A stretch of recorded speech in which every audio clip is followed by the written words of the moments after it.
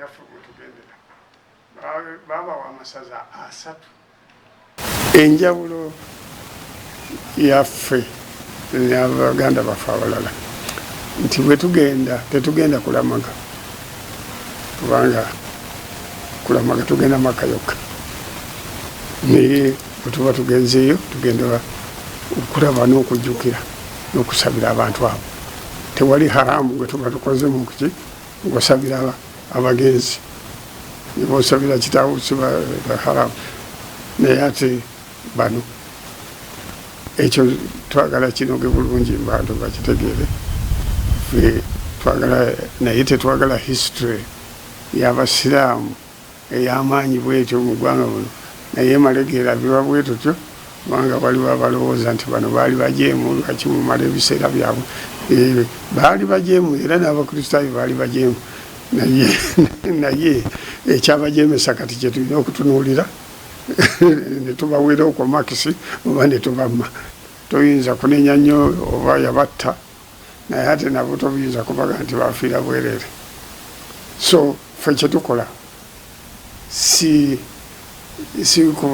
kubakkiririzaamu naye kubajjukira nti baaliwo, rekodi esigale nga ntuufu, si kujjamu kitundu kiramba bwe kiti n'okikanyuga ebbali, kubanga ekyo si kyoyagala okuwulira. Rekodi ntuufu, abasajja Abasiraamu be basooka kufiirira eddiini yaabwe. Ffe kyetukola kwe kubajjukira, si lwa kubasinza kubanga ffe tetwesinza bantu, naye ate ne tubasabira ng'era bwe tusabira abantu abalala bonna, kubanga Obusiraamu bukugamba nti singa tebaali balamu abafu bandiweddewo.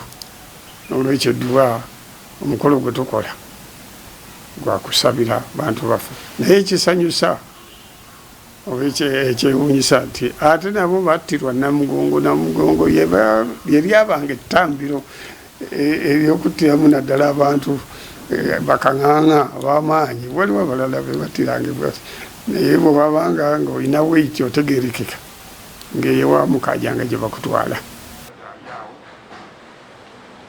Bawitanga ndaza bazadde. Ate n'ogayira mukajanga. Spring Mufti wa Uganda Sheikh Muhammad Galabuzi